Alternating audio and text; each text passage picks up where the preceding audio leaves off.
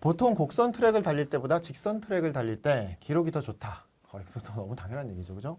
또 같은 곡선 트랙이라도 바깥쪽 레인의 선수가 더 유리하다. 너무나 잘 알고 있는 겁니다.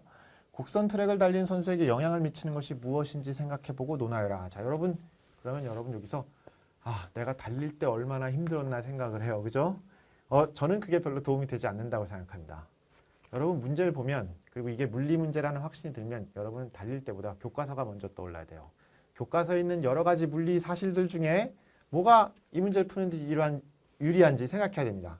그럴 때 나의 경험이 도움이 되는 거죠. 내가 곡선에서 달릴 때 에너지가 차이가 있나? 곡선에서 달릴 때 운동량이 차이가 있나? 곡선에서 달릴 때는 힘이 차이가 있구나. 이 느낌이 와야 됩니다. 힘. 그리고 이것도 힘으로 푸는 거겠네. 근데 달릴 때 나한테 영향을 미치는 힘이라는 게 뭐지? 왜 나는 곡선일 때 더 힘들다고 느끼지? 왜 이득이 아니지? 생각해보면 여러분 어떤 생각을 해요? 곡선일 땐 옆으로 기울여야 되니까, 몸을 옆으로 기울여야 되니까, 내가 지금 그냥 뛰면 옆으로 미끄러지니까 이런 생각들을 하죠. 그죠? 이것들을 물리적인 말로 바꿀 수 있어야 돼요. 네, 물리적으로 그냥 옆으로 기울여서 뛰고 다니기 불편해요. 그러면 그건 생활체육 답이고, 그건 엄마한테 하는 답이고, 물리적으로 설명을 할 수 있어야 됩니다. 그러니까 내가 키워드를 찾아가야죠. 그죠?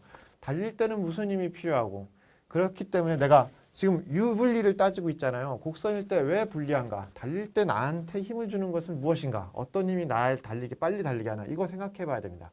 자, 문제를 보고 전혀 감을 못 잡았던 친구는 여기까지 설명을 듣고 키워드를 스스로 생각하고 답을 써보면 됩니다. 그게 아닌 친구들 저랑 같이 키워드까지 가봅시다. 자, 키워드. 이거 먼저 해야지. 사실 이거는 우리 경험이 너무 많아서 그림이 필요하지 않았는데 문제 하나당 그림, 문제 하나당 그림 하다 보니까 이렇게 나왔습니다. 그죠? 옆으로 기울여서 달리는 게 보이죠. 그죠? 자, 봅시다. 마찰력이에요. 뜬금 무슨 마찰력이냐면 여러분 달리고 서 있고 앞으로 가고 그 모든 게 바닥과 발바닥 사이의 마찰력입니다. 여러분 그 마찰력만큼만 힘을 앞으로 받을 수 있어요. 바닥이 정말 미끄러우면 앞으로 못 가요. 그죠? 그러니까 여러분이 앞으로 갈 때 바닥하고 발 사이에 마찰이 콱 있고 그 힘만큼 가는 겁니다. 그거보다 더 큰 힘을 주면 줄 수 있는 이 바닥이 줄 수 있는 마찰력보다 더 큰 힘을 주면 발은 미끄러지고 여러분 앞으로 못 가게 해요. 자, 그러니까 내가 사람이 이렇게 있는데 이 사람이 직진으로 갈 때 여기 있는 마찰력이 작용을 탁 해주는 거예요. 근데 사람이 이렇게 곡선으로 가고 싶으면요. 요 방향으로 직진하는 거 외에 내가 이 방향으로 가는 힘도 줘야 되거든요. 그지? 자, 근데 줄 수 있는 마찰력은 이 크기로 조정이 됐단 말이야. 정해져 있단 말이야. 그런데 나는 이 방향으로 가야 돼. 그러니까 힘을 이 방향으로 줘야 돼. 그러니까 내가 이렇게 곡선에서 꺾어줘야 됩니다. 이렇게. 그지? 자, 멀쩡히 줄 수 있는 힘이 있는데, 줄 수 있는 힘의 한계가 정해져 있는데, 그 힘의 일부를, 사실 에너지가 아니니까 요거를 일부를 쓴다 이런 말은 별로 좋은 말이 아닌데, 진행 방향이 아닌 방향 쪽으로 힘을 조금 줘야 되는 거예요. 그래야 경로가 꺾입니다. 이해됐습니까? 내가 줄 수 있는, 이 지면으로부터 볼 수 있는 마찰력의 크기는 정해져 있는데 그거를 진행 방향이 아닌 방향으로 꺾어줘야 돼요. 그걸 조금 더 멋지게 설명하려면 이런 키워드가 가능하죠. 여러분 아까도 이미 여러분 알고 있는 구심력 혹은 원심력입니다. 내가 구심력, 원심력 때문에 불편하다 이렇게 얘기하면 안 되고 내가 달리는 힘의 일부를 구심력 혹은 원심력을 상쇄하는 데 써야 한다 이렇게 쓰면 돼요. 내가 그럼 앞으로 가는데 온 힘을 다하지 못하게 되는 거죠. 됐죠? 자, 요 얘기를 멋지게 풀었으면 됩니다. 멋지게 풀었을 때 힘이라는 개념을 많이 쓰면 고등부 답이 중고등부 훌륭한 고등부 답이 되는 거고 부드럽게 교재용으로 쓰면 아주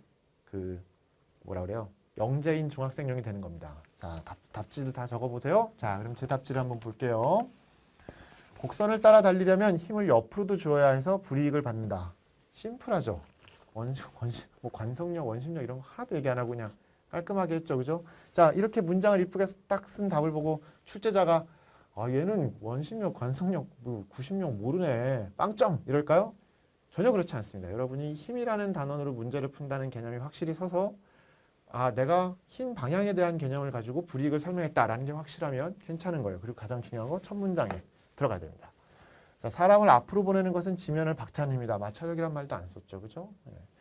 근데 이제 마찰력 써도 돼요.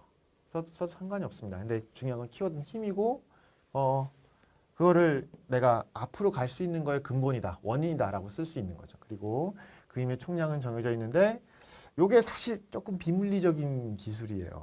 예, 힘을 양으로는 절대로 얘기하지 않습니다. 왜냐면 벡터기 때문에. 근데 요 정도 쓰면 큰 무리가 없다 해서 써준 거예요. 예. 곡선을 따라 달리려면 앞이 아닌 옆으로도 힘을 줘야 한다. 그래서 곡선이 많이 꺾인 만큼 불이익이 커진다. 저희 뒤는 왜 썼어요? 결론만 쓰면 출제자가 다 모른다고 할까 봐. 예, 결론 깔끔히 쓰고 뒤에 설명을 쭉 한 겁니다. 출제자가 아니 채점자. 그죠? 자, 학생들 대부분 답을 거꾸로 많이들 씁니다. 이 잔소리 되게 많이 할 건데 이러해서 결론은 뭐다.